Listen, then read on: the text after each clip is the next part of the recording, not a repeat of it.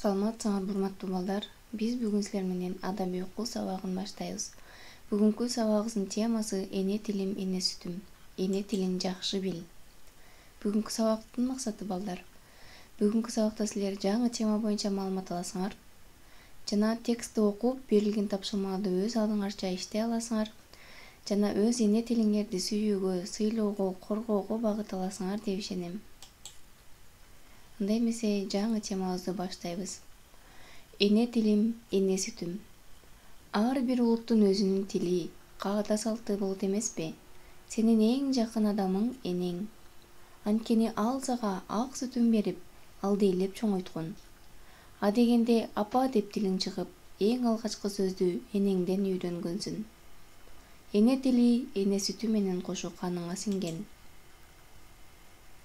Эне тилди жакшы билгениң энеңди жана элиңди сыйлагандыгың.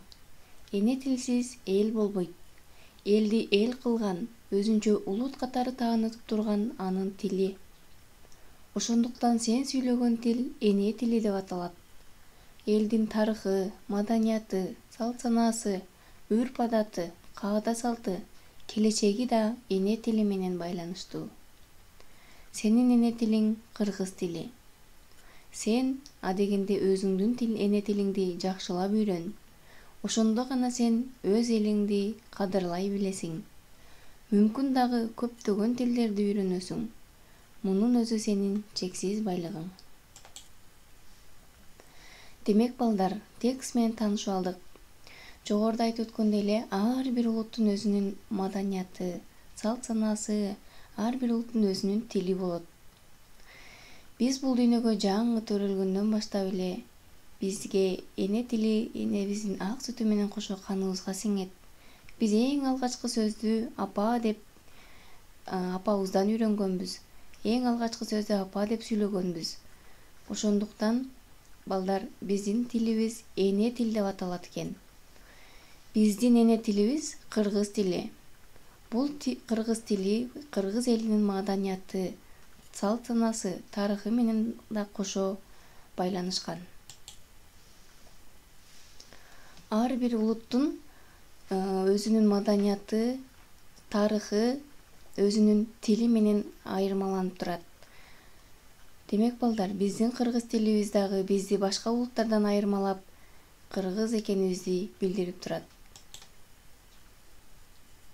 Анда эмесе балдар, эне тилди жакшы бил деген китебибиздеги ырды окуп берейин. То инженер Молдобек дайым сүйлөйт орусча. Привет деп кол берет, тааныштары жолукса. Агроном дүйшө да, же орусча так билбейт. Кыштакта туулуп өссө да, кыргызчалап аз сүйлөйт. Бассаң турсаң эрте кеч, байкалардын балдарын, аталары келсе кез, папалашат ар дайым. Орус тили жылдыз да, биздин улуу заманда, бирок кыргызча сүйлөп өсө жаман да. Эне тилин билбеген эси жогун аныктайт. Эне тилди сүйбөгөн элин сүйүп жарытпайт. Демек балдар, биз эне тилибиз жөнүндө кеңири маалымат алдык. Эмне үчүн кыргыз тили биздин эне тилибиз деп айтылат экен? Өз оюңду жаз.